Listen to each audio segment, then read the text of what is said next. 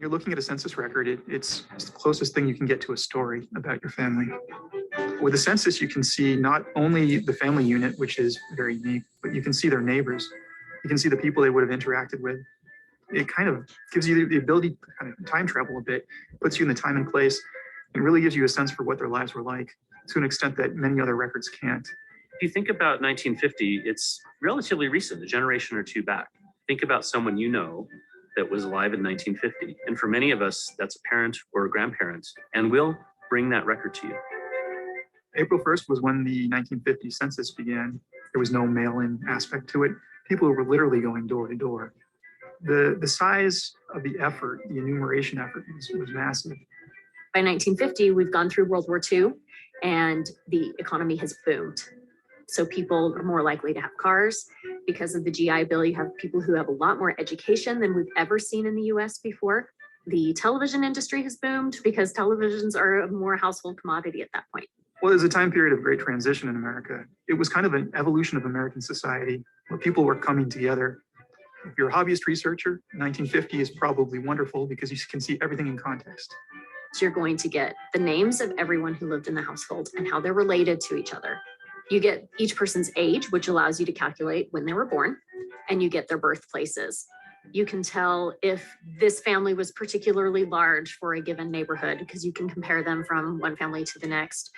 You can learn a lot about what kind of an occupation a person had. So there are definitely conclusions you can draw from that one snapshot. You'll get key vital information, but you also get the stories that really bring a person to life.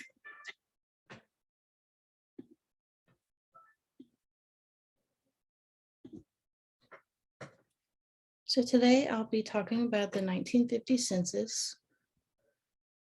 What if I could tell you what one of your family members did for a living and even more during 1950? Today I'll be discussing with you all about the information that will be given in the 1950 census report. The census was released on April 1st of 2022, and I've already done some digging. This topic is relevant because it will provide opportunities to confirm some of what we already know and new clues for new research. The 1950 census record reveals all who were born and lived during 1950 and discusses what they did for a living, their address, their sex, race, education, if they were married, and so much more. In 1950, a great number of people were living in the US. According to census.gov, about 151 million people were residents in the US during 1950. During this time, Harry Truman was president. Elvis Presley was only 15 years old, and even more celebrities can be found in the 1950 census. In 1950, there were more females than males living in the US, yet more men were working than women. According to FamilySearch.org, 50.34% of the population were women. Of that 50.34%, approximately 60% of females over the age of 14 were listed as married, widowed, or divorced. And for men, it was 54%. On the other hand, only 28% of females were working in 1950, compared to the 51.5% in 2020. In 1950, the prices of everyday things were very different from today's prices.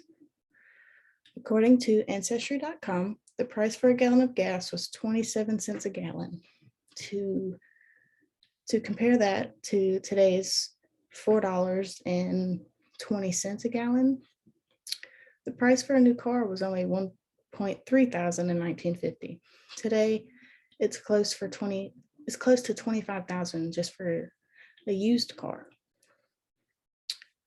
Bringing this to an end, the 1950 census report has a very large amount of information in it. Let's review. Thousands of people, if not millions, were US residents in 1950, and a good number of them were celebrities. Over half of the US population in 1950 were women, yet there were less women in the workforce. Prices have jumped tremendously from 1950 compared to now. The 1950 census is packed full of information. There's so much to study and learn from it.